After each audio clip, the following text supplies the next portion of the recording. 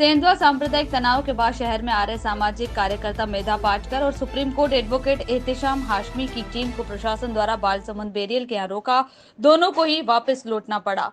रामनवमी की जुलूस के दौरान हुए सांप्रदायिक तनाव के आज समाजसेवी मेधा पाटकर और सुप्रीम कोर्ट के एडवोकेट एहतेशाम हाशमी और उनकी टीम सेंधवा के दौरे पर थे। इस दौरान प्रशासन द्वारा आरटीओ बैरियर पर रोक लिया गया, जहाँ से ये लोग वापस लौट गए। मेधा पाटकर ने कहा कि खरगोन और सेंधवा में जो हो रहा है वह बहुत दुखद है। हम शांति का आह्वान करने जा रहे थे, लेकिन हमें रोक लिया गया।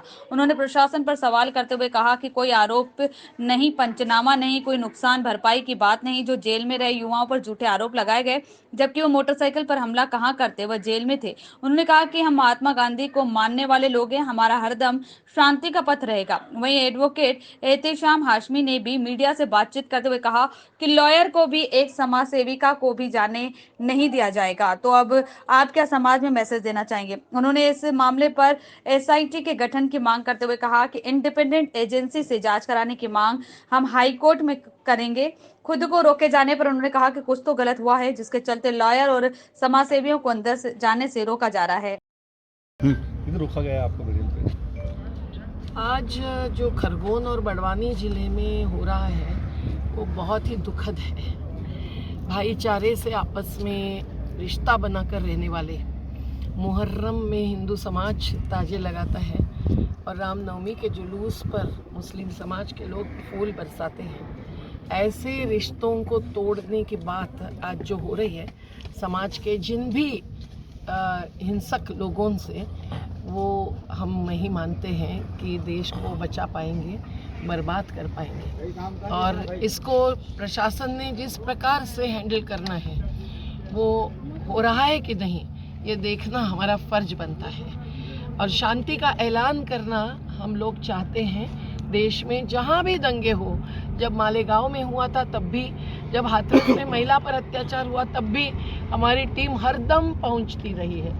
और एडवोकेट एहतेशाम भाई, इनकी सुप्रीम कोर्ट की केवल एडवोकेसी नहीं करते हैं पर गरीबों को साथ देते हैं, सभी समाजों को एक इंसानियत का संदेश देते हैं। तो आज हम लोगों को खरगोन में जाने के बाद एसपी और तमाम पुलिस अधिकारियों ने आकर एक प्रकार से अपील की कि आज हनुमान जयंती है, जो हमें याद नहीं था क्योंकि प्रतिष्ठापना तो हो चुकी थी, लेकिन उन्होंने कहा कि आज तो नहीं आइए, तो 2 दिन के बाद हम आपको जाने देंगे। हम लोगों को कुछ लोगों से बातचीत करने का फिर भी मौका मिला खरगोन में, और ऐसा लगा कि दोनों बाजू से कुछ गलतियां हुई हैं, लेकिन शासन कुछ एक तरफा तो नहीं कर रही है, इसकी भी जांच होनी जरूरी है। पर वहाँ के बाद हम लोग जब जुलवानियाँ आए तो हमको मालूम पड़ा कि सेंधवा में तो कर्फ्यू नहीं है, और वहाँ भी कर्फ्यू की ढील दी गई थी, उसी समय हम पहुँचे थे, अन्यथा नहीं पहुँचे थे। तो हमने ज़बरदस्ती से उनको रोकने के लिए मजबूर नहीं किया। पर जुलवानिया के बाद हम सेंधवा जा रहे हैं, कर्फ्यू नहीं,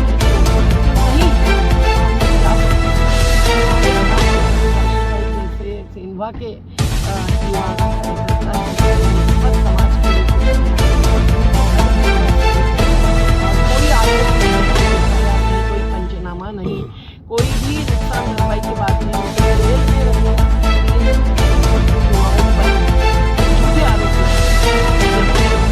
मोटरसाइकिल पर हमला कहाँ से करते तो जेल में थे। इस प्रकार की जो गलतियाँ हुई हैं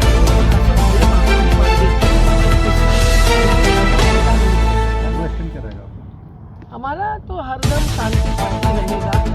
महात्मा गांधी को मानने वाले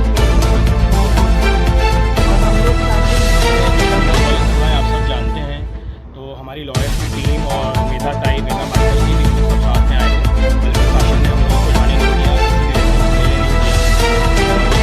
अब हम हाईकोर्ट अप्रोच करने की तैयारी करेंगे। एक लॉयर को भी और एक समाज सेविका को भी अगर जाने नहीं दिया जाएगा तो समाज में क्या मैसेज देना चाहते हैं? कम्युनिटी से हो, हमने दोनों कम्युनिटी के लोगों से बात की।